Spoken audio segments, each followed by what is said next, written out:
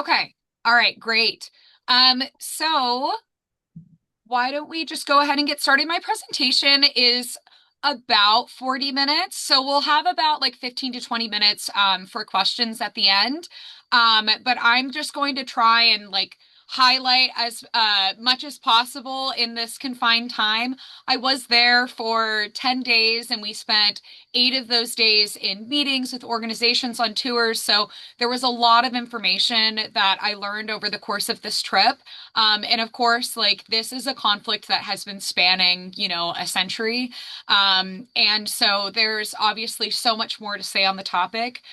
So it makes the most sense for me to just go ahead and speak to my own experience, address common misconceptions that were informed to us during the course of the delegation, and then also begin a conversation around a call to action, both individual and church-wide. But I think it's also worth noting that this is a really difficult topic to talk about, and for good reason. There's a lot of like tangled information, and there's a lot of pain on that within Jewish communities and pain within Palestinian communities about trying to find a way forward. So I just felt like it was valuable to at least like describe right from the jump so that you don't necessarily know me, but I just want to be very clear that this presentation will not be anti-Semitic. It's not a condemnation of Jewish people. It's not a condemnation of specific individuals. It's not pro-terrorism. And because I didn't go to Gaza, it doesn't seem appropriate for me to give an overview or a call to action related to Gaza. But I just want to ensure that we're all doing our best to try and host these conversations to create a more equitable and liberated world, and that the best thing that we can do is just continue to try and be sure that we are preparing for any harmful or harsh language in these difficult topics. So the best way for me to talk about my trip is to just kind of go chronologically. So we'll kind of move through day 1 through day 7. Day 8 was more of a meeting day. So there's kind of going to be some wrap ups in the place of what day 8 was. But it rather than like trying to like pull together themes in different ways, it just seemed like it was the easiest for me to just start with the first day. So the first thing that we did was we started a walking tour of the old city in East Jerusalem. When you fly into Tel Aviv, you'll land and drive about 20 to 30 minutes into one of the hearts of the one of the heart of the holy sites to four different major cultural ethnicities. So that's the Christian quarter, the Muslim quarter, the Armenian quarter, and the Jewish quarter.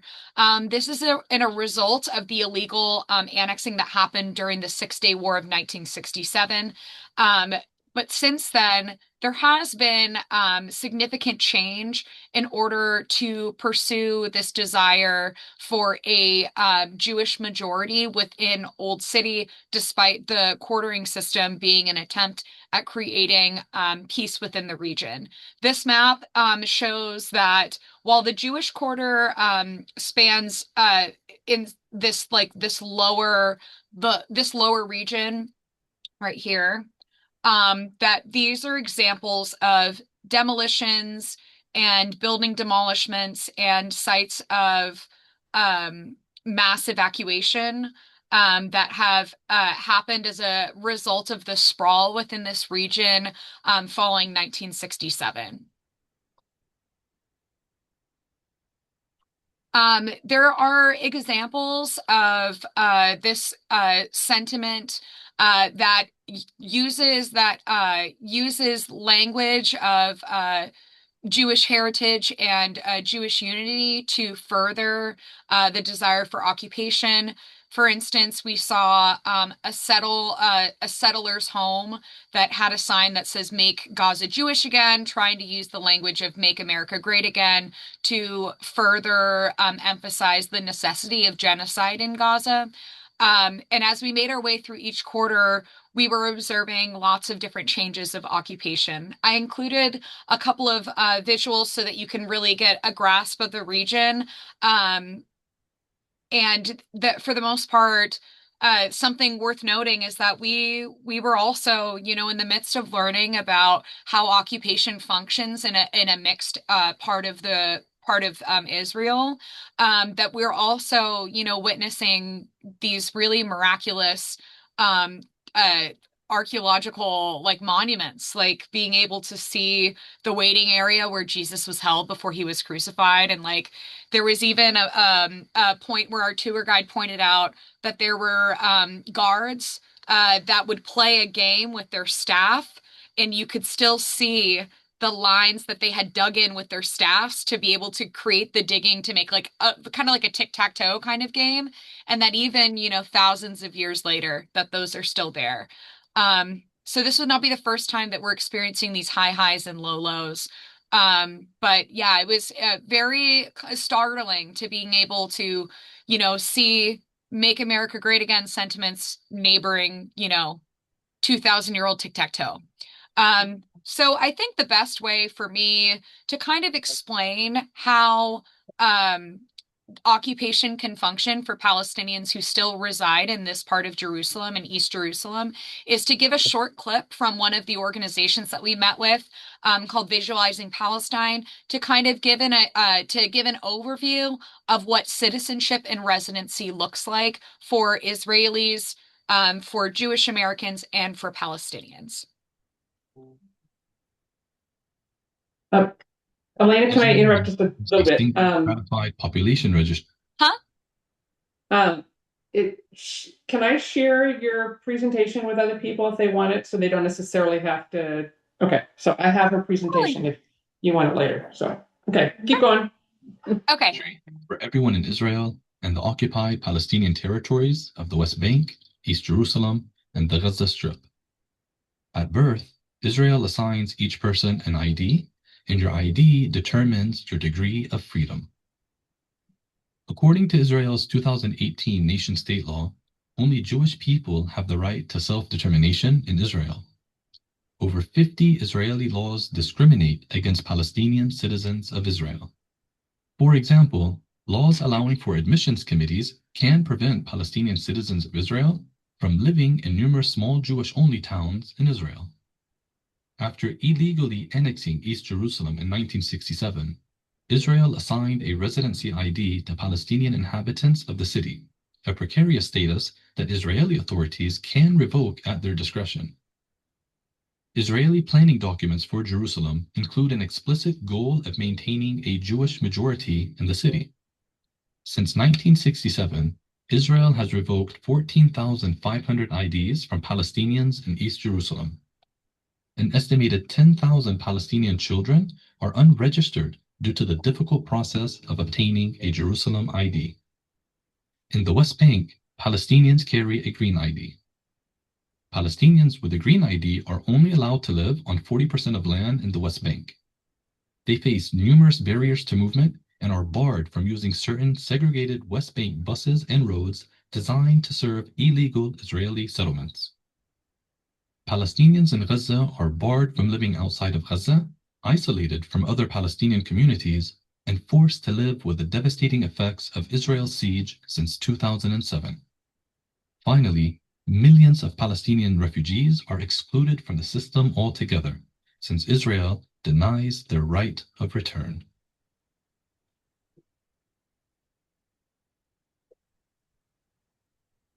So I chose this clip because it can do a lot better job of being able to explain the different layers of identity that is so concentrated. Even like looking at these maps, like what they refer to in Gaza is kind of like this Swiss cheese mapping, because as you can see in this like green area right here, that this is supposed to be a region, but it's completely disjointed, and that the green does include Gaza as well. So you can see how the bureaucratic challenges of just merely existing, moving, living, working can get really complicated for Palestinians. So, for this reason, many Palestinians also fear renovation. Palestinians must pay upwards of 900 shekels a day for an Israeli observer to ensure there isn't archaeological or structural basis for settlement or demolition. The recourse for an arbitrary citation is lengthy and uncertain. And Palestinians neglect necessary home upgrades, changing time-sensitive paperwork, and simply leaving their house for a day at a time in order to protect their residency ID. And the justification for this is that Palestinians must prove a center of life. I live here, I work here, I'm not going anywhere. But this is an expectation for Israelis. And as you can see, if your ID status changes, the privileges that you are granted access to are pretty demonstrably different. The next place that we went to is the Educational Bookshop. The Educational Bookshop is owned by a Palestinian family who have been embraced in East Jerusalem by both Palestinians and Israelis. And especially after an incident where the bookshop was unjustly raided. We met with Ahmed Muna to hear his experience during the raid, and he detailed how it felt to watch Israeli soldiers baselessly search a store for books that incited terrorism. They even attempted to take 1984, the George Orwell novel, because they thought that it was confusing it with 1948, the date of the first Nakba. Ahmed's courage and vulnerability was tremendous to witness in person, and he is still working on getting his books back, even though a judge has already ruled that there was no basis for the search. This citation that I have listed is a Washington Post article about the incident. If you want to hear more about it, that was kind of how Ahmed's story became a part of the global stage and how it was able to be seen in front of a judge in a matter of days. So the next place that we went to is a city called Silwan, and then we spent time in a neighborhood called En Karam in West Jerusalem. Within our first city, within this first city, we met with two representatives from an art movement called Eyewitness Silwan. Murals that are particularly of eyes are installed over the demolished and remaining Palestinian homes. So you can see them right here. Here's a pair of eyes, an eye, eyes, eyes. And when you're looking at the skyline of Silwan, it's pretty remarkable to see all of the eyes along the side of the landscape. This was a result of eviction notices that started in 2012 and escalated to demolitions of homes. And the escalation increased after October 7th. We visited this particular home that had been demolished, and the family had decided to remain there in a makeshift shelter on the property. And with demolitions, homeowners are expected to pay for the demolition process after their home had been demolished. So they still owe 50,000 shekels for their own demolition of their home. The basis for these demolitions is to prove that Silwan is the city of David, in that it is a Jewish city in order to biblically justify the expulsion of Palestinians. Eyewitness Silwan works to bring visibility and intrigue to the neighborhood, as if to say, we see them and they see us too. We want to say that we are here, we love our land and our home. All artifacts that have been found below the demolished homes are Palestinian. So this, even though tourists are led to believe that there is archaeological precedent, that has not been the case, especially from international archaeologists. The only archaeologists that have found basis for Jewish heritage to support an Israeli narrative has been Israeli-funded archaeological sites. The Israeli government's plan for Silwan comes in three parts: the demolition on the basis of archaeology, then rebuilding on top for settlers, and then increasing tourism in the area to further propaganda of using Jewish sentiment to further an Israeli government. An Eyewitness Silwan tour guide had been served an eviction notice and will likely have his home demolished. And he had to stop giving tours because of this. There are only two remaining tour guides, and they were the ones that we had met. Next, we went to within the Silwan neighborhood, the home of Fakhri Abu Diab, who was an activist within his community and also a demolition victim. He had a multi-family home that was destroyed after he attempted to remodel. So I kind of touched on this before with the bureaucratic challenges that people will avoid remodels because they will need to pay someone 900 shekels to be able to observe that there is no archaeological precedent for the remodel, or to be able to observe that they live there every day of their life, and the fear that simply for changing out a toilet could result in the situation for Fakhri's home is quite starch invalid. He is required to pay for his family's own demolition. And in this particular case, he shares that he was also billed for the sandwiches that the Israeli soldiers ate while they watched his home demolished. Like, even through the language barrier, the pain was transcendent. Their grandchildren who lived here put on their backpacks to go to school in the morning, and when they returned, their home was gone.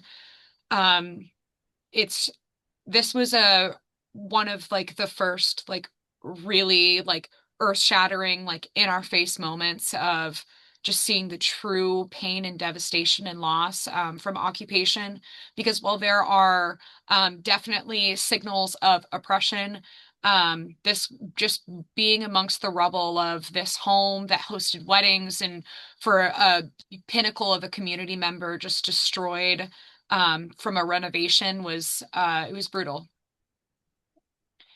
Our next tour began in En-Karam in West Jerusalem, and our host was our guide Omar. For reference, West Jerusalem was where the expulsion in 1948 happened, which had gotten rid of nearly all Palestinians. And today, even nearly 80 years later, there is still only a population of about 3% that are Palestinian. The rest, 97%, are Israeli. Enkaram has the background of the Nakba that forced the Palestinians out of their homes, unable to return. Omar shared stories of Palestinians who returned 20 years later after the Nakba had uh, surpassed, and their Palestinians were even given the opportunity to walk back to their home, and they were denied seeing inside like the gates of the places that they'd grown up. This particular map shows an authentic map from 1948 and shows that these buildings are still exactly the way that they looked, which is exactly why we were chosen. It was chosen as a part of our tour. There are places in West Jerusalem that have been renovated in some capacity, but Enkalam looks virtually exactly the same. Same gates, same houses, same paint on the fences. And they, it would be easily identifiable as of a grandparent to be able to go home. And in this case, that would not be possible. The next place that we went was the South Hebron Hills. Um, Old City Hebron, and I'll go into some distinction of the H1 and H2 territorial controls because it is somewhat complicated. I will do my best. If you wanted to read more about it, I encourage you to. There is lots to say, and I don't, quite frankly, it's intentionally confusing. So I will do my best. But the first thing that we should talk about is there are four types of settlers in the West Bank. There are ideological settlers. So an example of this would be settlers who are moving to Silwan on the basis of the city of David. They're religiously motivated Jewish Zionists who care about protecting the promised land from Arabs, and they are also simultaneously the most violent. I think a good parallel might be like evangelical Christians in America who are willing to weaponize the Bible in order to further what they believe is their calling from God. But in actuality, it just is spreading a lot of harm and dissent, and they are difficult to reason with, if nearly impossible. There are also the economical settlers. These are the settlers who moved here, sometimes even from America, for cheaper mortgage rates, free transportation, free electricity, and better jobs, which is all true. If you move into these homes, you are virtually paid to live there, and you have virtually no expenses. And so for people who are willing to look past occupation, that this might is a choice that they make. There are also agricultural settlers. These are Jewish Zionists who are given a tractor to work on 20 acres. And they take the land, and after taking the land, they also bankrupt the remaining Palestinian farmers because they are supplied access to cheaper, they're able to supply cheaper produce since they have lower overhead. Um, there are also those funded by Christian Zionists, and they to replace Palestinian shepherds to give Christians who want to be like David a donkey and three sheep, and they confiscate mountain land and live on a mountainside. Um, it's so there are different motivations for what brings settlers into the West Bank, but ultimately, these are people who are making the choice to look past occupation. There's also some distinction within Israeli communities describing like a liberal Zionist. Liberal Zionist was a popular movement. Liberal Zionism is still has some momentum, but was a really popular movement in the 2000s. Many Israelis do not support Netanyahu and had not voted for him, and do not believe in the justification for settlers in the West Bank. They believe in Jewish people having a homeland, but also believe that Palestinians do not deserve to be subjected to violence. So settlers are some of the most extreme examples of people who are manipulating the Jewish faith under the guise of the Israeli government in order for their own personal gain. In one example in the South Hebron Hills, we visited Khalil, who is the brother. We visited Khalil, who's this right here, as well as the wife of Auda Hathlin, who was murdered this year by settlers. Auda heard a bulldozer behind his property, and he came out to film the settlers bulldozing his property. And while he was filming and holding his 1-year-old child, he was shot and killed. The settler was arrested and set free later that night. And he is still free and has faced no criminal charges. Auda was actually featured in the Oscar-winning documentary No Other Land, and has been revered in his community for his kindness, his selflessness, and his dedication to Palestinian liberation. He is described as a kind and gentle person. And this was the hardest day. This was the day that I had to kind of like take a break and really like take a deep breath. Hearing the pain of his wife crying and like inconsolably as she's sharing her husband's story to do her part in ensuring that she's protecting her community in the midst of all of her grief. It was really devastating for me to experience. And when I had a private moment, I just kind of embraced the emotions of it, because I know that a part of this delegation is really is hearing this pain and taking it in and having it inform how I move forward.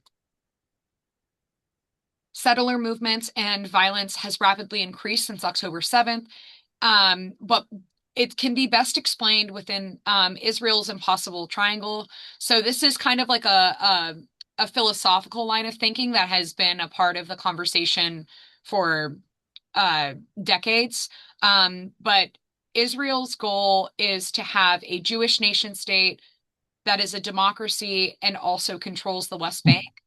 And there have been fierce political debates from political parties advocating for two of the three, because it felt impossible to have all three for various different reasons that we don't have time to get into. But after October 7th, political parties were able to unite through ethnic cleansing of Palestinians in Gaza and the increasing virtually uncontested settler violence in the West Bank. They would be able to complete the impossible triangle. and have some justification for doing so embraced globally. However, that has since changed, especially since the international community has begun to publicly condemn Israel's actions. So this is where I'm going to explain how H1 and H2 functions in the next part of our tour to occupied Hebron. So within the territory, I believe I have a picture somewhere. I think it comes later in my presentation, but there are kind of distinctions that are interweaving and controlled by checkpoints that have different permissions based off of the populations that live there. So in H1, the population is nearly entirely Palestinian with some settlers, but no official settlements. And this includes Old City Hebron and modern Hebron. It is municipally controlled by the Palestinian Authority and militarily controlled by Israeli forces. In H2, there are some Palestinians, but it is predominantly walled off to protect the total of 400 settlers, like 400 people. They have like a whole half of a city checkpointed off for 400 total people. It is municipally and militarily controlled by Israeli forces. The difference is important. Israeli settlers are protected by civil law, and Palestinians are under military law. And this means that in conflict, Israelis will face civil charges, but Palestinians are denied rights and can be thrown in prison for a predetermined amount of time. And this means that in both H1 and H2, Palestinians aren't ensured civil rights or due process. Those communities, and they were traumatized. So this is our delegate director and tour leader Omar Harami. He's going to explain how there is a mixed sentiment of how to talk about the riots that happened in 1929. If you'd like to come back and I will definitely make sure that everyone has access to this presentation. I want to make sure that we get through as much as possible and still have time for questions. So if you want to come back, he does a really good job of explaining how Palestinian liberation and talking about shameful events within Palestinian history are talked amongst Palestinian when describing Palestinian history. So here's kind of that H1 and H2 picture that I was talking about with the checkpoint map. And what you just saw was a picture of a checkpoint. So checkpoints are one expression of oppression in Hebron, limiting movement and routine life. Checkpoints are closed at random times to enforce curfews and protect settlers from retaliation. Sometimes this means that checkpoints could be closed during rush hour along a Palestinian's route home because a settler wanted to walk their dog, forcing H1 and H2 Palestinian commuters to find an alternative route. We saw this in person while we were there. There was a man who had just coming off of work and lived on the other side of this checkpoint I'll show in a second. And when he found it was closed, he realized that he was going to have to walk 1 hour out of the way just to go to the other side of the wall to be able to go home. Most alarmingly, there are some checkpoints that are enforced by AI facial recognition rifles. I do wish I could have gotten a clearer photo, but I was scared. Over a loudspeaker, there was an Israeli soldier who announced, "Thank you for coming to Israel. Please turn around now." And we were like, "Oh my God." So we turned around. But this picture right here is a citation where you can learn about how AI weaponry is being trained as a part of retaliation against suspected threats. But I mean, it was like 4 feet long. It was really terrifying to see up close that even our guide wasn't willing to face the rifle for fear that it might shoot him. Old City Hebron is next on the list for aggressive settler takeover because it is used in order to achieve a long-term plan of making this section a Palestinian free tourist destination. And in doing so, there are settlers who have moved into housing above the lower levels, and Palestinians have had to put up netting in order to protect themselves from settler violence. In one case, a settler had thrown down a spear rod that permanently disabled someone within the Old City Hebron community. Moving on to day 4, we visited the Ida refugee camp in Bethlehem. I'll touch on Bethlehem more, but at the very end. But actually, I attend my university that I attend is LaSalle University in Philadelphia, and there is a sister university in Bethlehem with LaSalle that has the same Christian Brotherhood.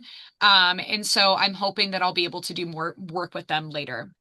So Ida Camp is one of the 3 refugee camps in Bethlehem and one of 68 refugee camps in the West Bank. Ida Refugee Camp is also the most tear gassed and weapons tested location in the world.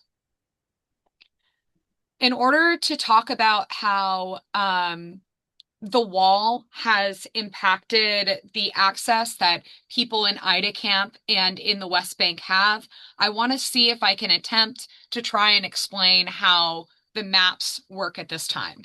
So in 1949, there was the green line that was drawn by the UN that separated Israel from the West Bank that was previously controlled by Jordan.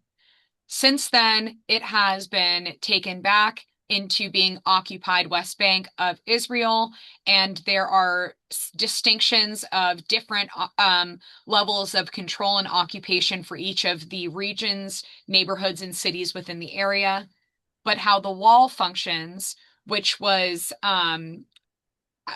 began construction over in 2000, about 2002 to 2004, under the guise of security measures, functions to be able to capture profitable land on the outside of the Green Line in order to further push the territory that Israel has access to. So as you can see, here is where the Green Line touches West Jerusalem. Here's Old City in East Jerusalem that we had talked about before, and you can see that the wall just slightly encroaches outside of the Green Line to absorb occupational control with different limitations, again, very complicated, in order to further persecute Palestinians.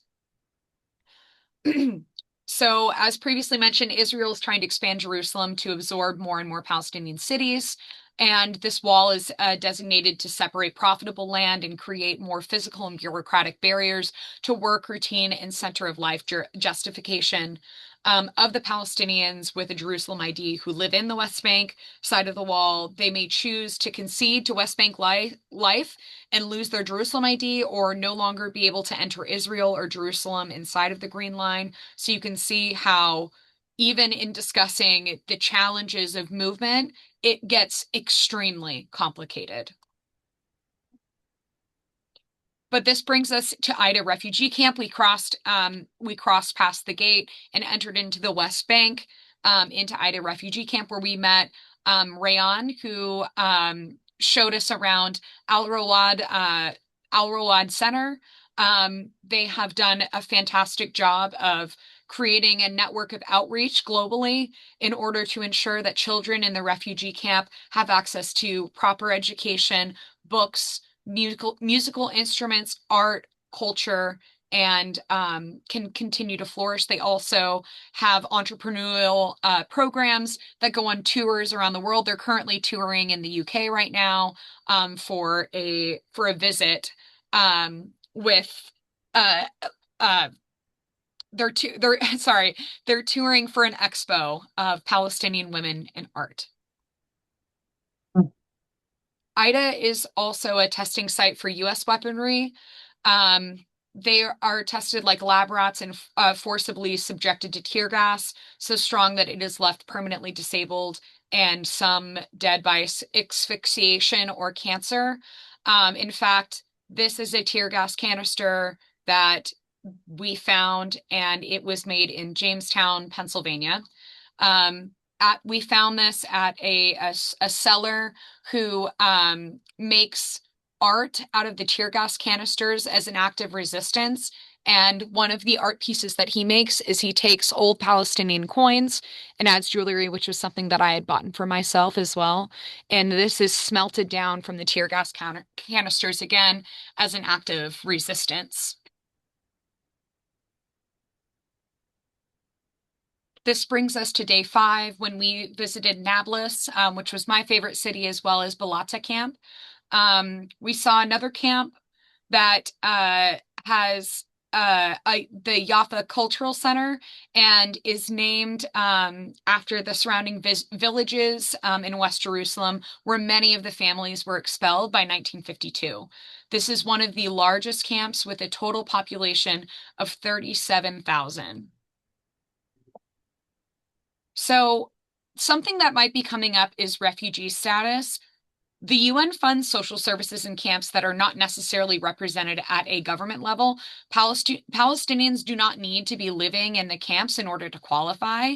And registering as a refugee grants access to school and other social services. Nearly all Palestinians are registered under refugee status, regardless of whether or not they live in a refugee camp, because there is virtually no other way to guarantee any social services at all due to the way that funding works between the Israeli government and the Palestinian Authority.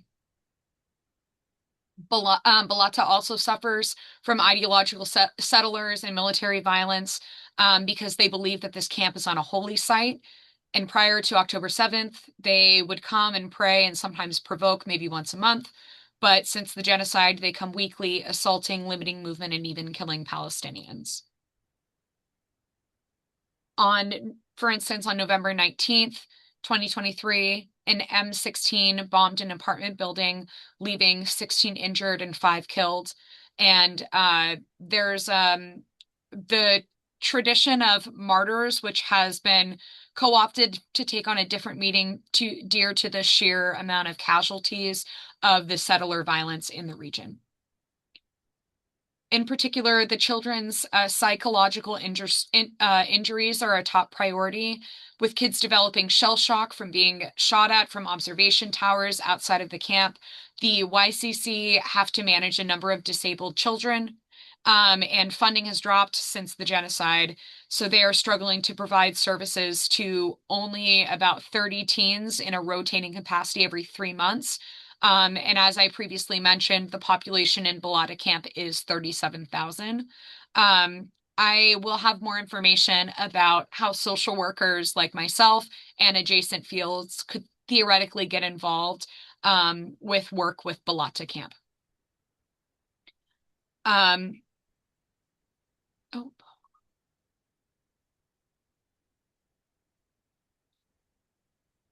I'll show this later. I guess it's not showing up for some reason. But Palestinians do not have access to their own drinking water in the West Bank.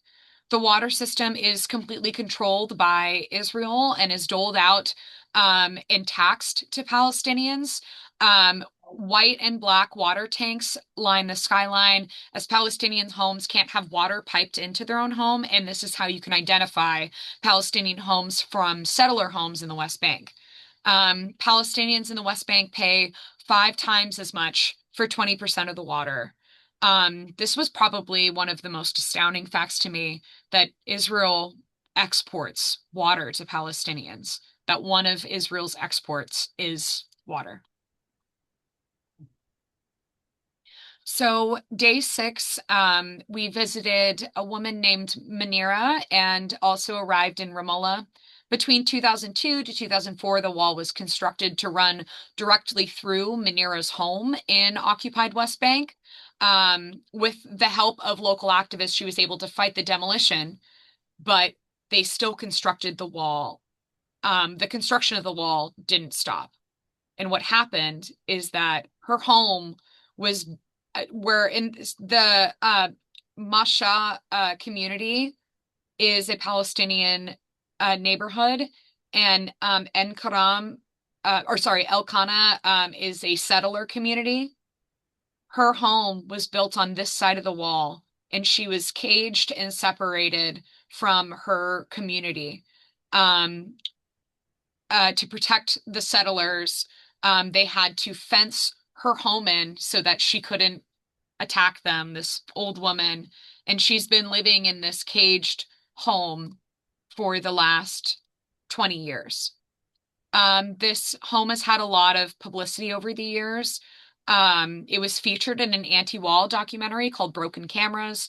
And even though there were droves of celebrities, parliamentary members of different countries coming and visiting and sitting in her house holding these pictures that I held in my hand, nothing has changed. And she still relies on an Israeli soldier to open a key through the fence to be able to let her into her home.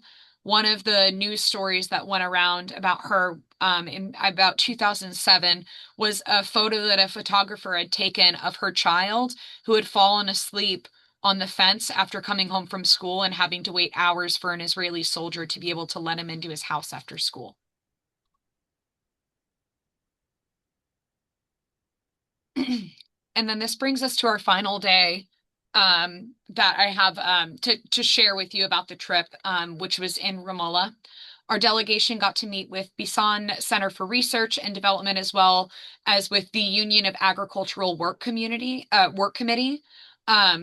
The UAWC was raided just 2 days after we met with them for meeting with internationals claiming to be tourists. UOC was founded in 1986, working to protect Palestinian food sovereignty in the West Bank and Gaza. Every olive harvest season around the fall, which was when we were there, UOC hosts over 100 internationals to protect Palestinians harvesting olives on their own property in the Jordan Valley. The Jordan Valley is referred to as a food basket, and it exists in 99% of Area C, but it is administratively under full control of Israel, despite Israelis not owning the land. They also work within Gaza and Gaza communities, but because of the need for land or food sovereignty due to 97% of the land being considered unusable. Since the genocide, all of their offices in Gaza have been destroyed, and this includes the 1,300,000 worth of food parcels, hot meals, tents, firewood, and clothing. The work that UOC does to ensure safe harvest of Palestinian olives from Palestinian trees is essential to preserve Palestinian society. Gaza is proof that once food is occupied, survival is no longer autonomous. And to learn more about what UOC does, you can go to uoc-pal.org. And so here's kind of my takeaway from the trip. I feel like there's like an unlimited amount that you can say about this, and people have tried. I mean, the educational bookshop is filled to the brim about people's thoughts and feelings and emotions surrounded this Palestinian crisis. So 40 minutes is never going to suffice, but here's where I'm kind of left now. What can you do to help? So there are a few things that I felt like were relevant and attainable on an individual level. So the first is the BDS movement, the Boycott, Divest, and Sanction movement. BDS is a vibrant global movement made up of unions, academic associations, churches, and grassroots movements across the world. And since it launched in 2005, the BDS has had a significant impact on effectively challenging international support for Israeli apartheid and settler colonialism. A lot of there were a number of delegation members who are involved in BDS work. And one of the programs that I'm involved in, which I'll share in a bit, is a campaign under the BDS movement called No Appetite for Apartheid, encouraging local store owners and restaurants to not supply Israeli products. Getting involved in BDS is as simple as going to the BDS website.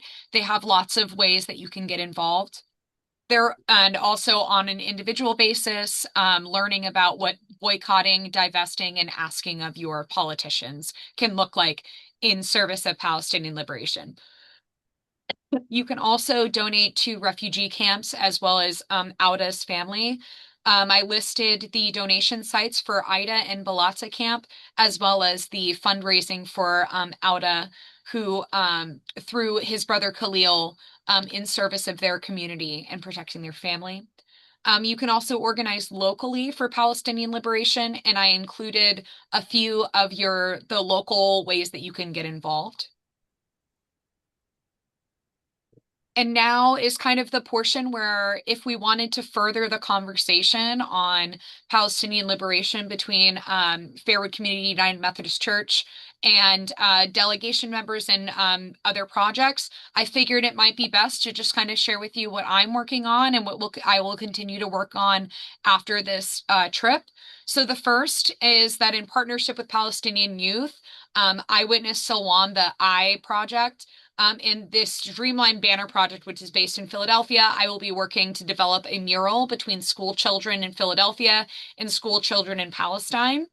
I will continue to work with my International Solidarity Working Group of the DSA on the campaign No Appetite for Apartheid, which I'd mentioned is a function of the BDS movement.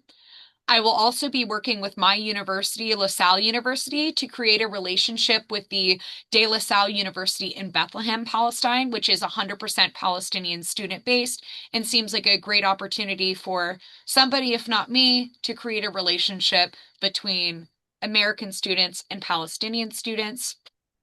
Seems like there's a real natural lineage, and my department has embraced this concept. And I will also be working with I will be working with a member who is a union rep and a school district teacher to create a presentation for social workers about volunteer opportunities to provide social services to children in refugee camps. And finally, I will continue to host presentations on Palestine to all interested communities. If this is something within your own personal community, friends, family, and other organizations that you're associated with, I am more than happy to continue this conversation and host presentations like this. So I wanted to suggest some further reading for you guys. These are recommendations from people on our trip as well as from people that we met. And of course, that video clip that we had watched is from Visualizing Palestine. They have really wonderful and accessible graphics for understanding what's happening in that region. It's a great website to check out and a good starting place if you're trying to practice talking about Palestine with your friends and family.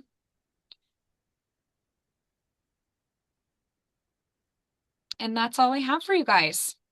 Thanks. Thank you. Wow. Thank you. I think I can stop sharing. So again, Okay. I can share. Oh, there we are. If anybody wants to see, I agree with you, Allayna. I think the easiest thing to see from your presentation was the PDF of it. So I don't know that we get all the lovely video and stuff that you show by looking at a PDF, but if Sure. somebody wants a PDF of her slides, I do have it and I can share it with you. Yes. So especially like the suggested books and all that stuff, those would be Totally. in the PDF. Yeah. I was thinking future book club. Yep. Yeah. Oh my gosh. Yeah, absolutely. Those are some favorites for book clubs, particularly The Message has a lot of book club formats that people really love. So Yeah. I didn't realize you wrote about Palestine. Yeah, I didn't either. Yeah, because we read another one of, I forget how to pronounce his name. Ta-Nehisi Coates. Yeah, him. We read another one of his books in book club a while ago. He's wonderful. He's fantastic. Yeah. Yeah. Okay. So do we have This is a question? Elias. Oh. Sorry. I just want to say you've done an amazing job. Thank you very much. My mom is 97 years old, and she is a Palestinian that was born in Bethlehem, and she was part of the 1948 Nakba, where they had to leave Palestine and go move to Lebanon. And then after the war in Lebanon, we had to move over here to the United States. But is there a way I can get a copy of your presentation so I can share it with her? Absolutely. Yes. And if Thank- I would love to talk to her too. So if you feel like that's appropriate, definitely don't hesitate to reach out. I'm happy to continue this conversation. Thank you. Thank you. I really appreciate that. Yes, I'm sure she'll be very much in agreement to be able to talk to you and share her experiences with you. But keep in mind, she's 97, so it's, you know, Yeah, that would just be wonderful. Yes, absolutely. I'll make sure that you get a copy of that. thank you. Thank you so much. Any other questions? Question, how much in America or our money is a shekel? You Yeah, said I wondered that. several I think times. I think it's 3 times. I'm like trying to do the math in my head. Okay, I got a tattoo there, and I think I was charged 600 shekels, and it came out to like 150, $180, 190, something like that. It's like 3.5. But I've been using that tattoo as a marker because it was 600 even. So. Thank you. It's Any other $1 questions? is 3.19 shekels. 3.19. Oh, Yeah, look at that. I was real yeah, close. yeah, very close. Do you have any plans of going back Oh, you in know, there? I would love to. I was so moved by my experience there, and I didn't get to touch on it because it just felt more important to focus on the most pressing information. But Nablus was such a wonderful city. Like I could have spent weeks there. The food, the culture, the people, the hospitality. It was just like it was just beautiful. Like I felt like everywhere that I was turning, I had to take a picture. Like Nablus is like just full of pictures in my phone. And it's just it I would love to go back. I I don't know. I don't know what the future holds. I hope I get to. So Allayna, I saw Heather posted something in the chat. Can you get Oh, to that? let's see. Oh, I see. How did this trip come about and were you scared to go? Oh, thank you, Heather. I appreciate that. So yes, initially I was. I had to do the mom test. I had my mom attend the info session because I was like, okay, like I feel like this seems like a like totally like unique experience, a once in a lifetime opportunity. Like, but I don't want to be too crazy. Like, I need you to like check this out and see if it's safe. And after having like her perspective of like, wow, like this organization really knows what they're doing, and really knows how to like bring Americans through this new landscape, I felt like pretty confident. But then once I got there, I feel like there were just a lot of really interesting parallels about what like safety and security means, especially like in America where like we send our kids to school every day, but there's like school shooters like every day. I mean, like there's so many different perspectives on ways to think about safety and security. And I found that more often than not, I was confronted with a lot of intimidation. And I could imagine that if my skin was a different color, if I was a different ethnicity, that I might have a different perspective on safety and security. But as a white woman, that was just not going to be something that I would have been confronted with. And that just the military presence was shocking and terrifying to witness, even though I didn't personally have a fear of something happening to me.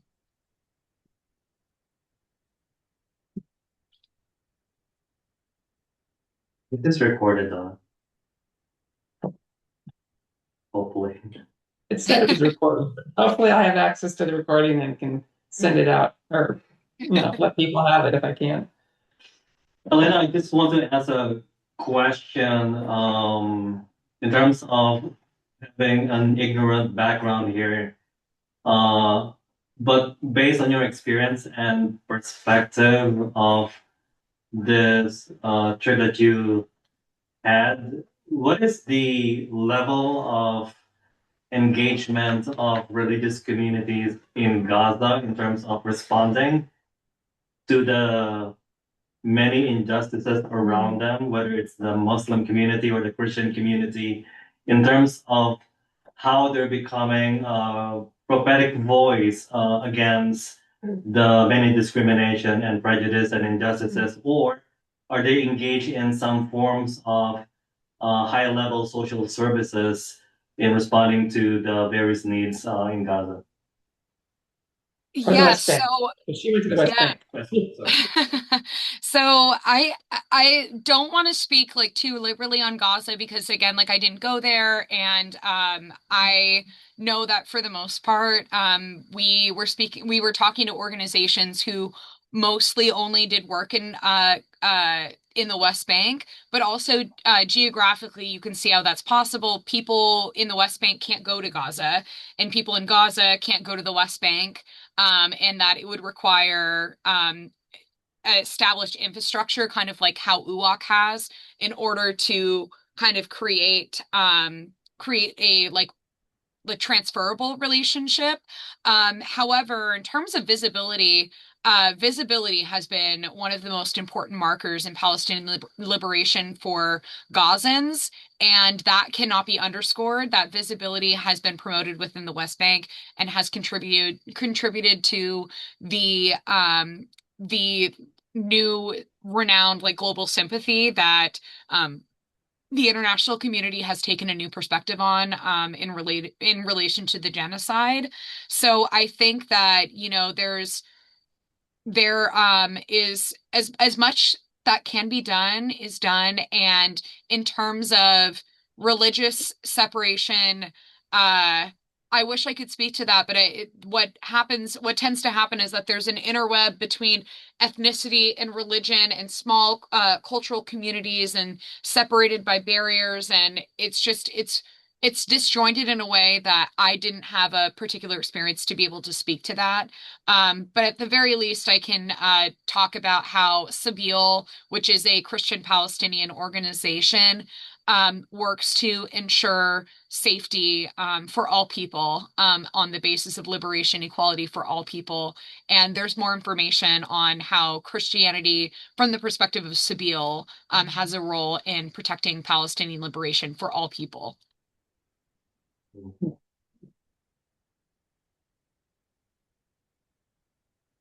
We visited Jerusalem and the West Bank in November 2022, and Oh, wow. we did not have the depth that you've had on this, but the immediate feeling is every lever of power was being used against the Palestinians. The license plates are different colors, so they know immediately when they stop a car that they come out with a machine gun and point at the car if it's a Palestinian, and then the Yeah. other policeman goes. And Yeah. they own the West Bank, supposedly Palestinians, but the highways are owned by Israelis and patrolled by their police, which are military. But you can just see every place they have power is controlled. Like you were saying, they have to buy water from the Yeah. Israelis. They control that. And Yeah. I don't know how they were surprised that what happened happened. I mean, Yeah. when there's no hope, something's going to explode. Yeah. And I think what makes it really complicated is understanding like the role that the Hamas government, Hamas is like a like terrorist organization, is kind of like, it's too difficult for me to talk about because it's not within my lived experience. But what I can say is like Hamas is a political party, and the decades of petitioning and bureaucratic changes to ensure like political due process of civility for Palestinians cannot be like underemphasized. And I think on a different trip with more information on how to talk about Gaza and how Gazans feel about that political process, I would have more to say. But I think that what you're talking about is correct. That I felt like there were so many times where on this trip, like I I couldn't believe just the limitation on top of limitation on top of limitation, like even an arbitrary commute change because a settler's walking their dog. Like it's just it's really hard for me to wrap my mind around what resiliency would look like for Palestinians in an occupation that is so encroaching. Now, I don't want to justify the violence that they did, but I wasn't surprised. I mean, you just can't do that to so many people with no hope. Yeah. Yeah. Absolutely. Yeah. Allayna, forgive my terrible ignorance. Enlighten me. You said so in the West Bank, Hamas is not necessarily part of the West Bank. It's Palestinian liberation. Who's the explain the control? So I'll try. So the Palestinian Authority is given permission for control from the Israeli government. And who controls the Palestinian Authority is whatever is the elected political party. So, like Okay. Democrats and Republicans, there's Hamas, and then there's another one. There was Hamas, and then a different political party that was a part of the Oslo Accords in 1993. And that political party was the one who represented Palestinians in signing the Oslo Accords with Israelis in 1993. And there was some pushback because that was what further disseminated the occupation from that point in time, and what created further popularity in the alternative political party. Just like literally anywhere else, a political party, signs a deal. It's a bad deal for your people. People are upset. They pursue a different political party. That political party is Hamas. But past that, that is 100 Years War on Palestine question for you. Great book, great book. Okay. Thank you. Yeah.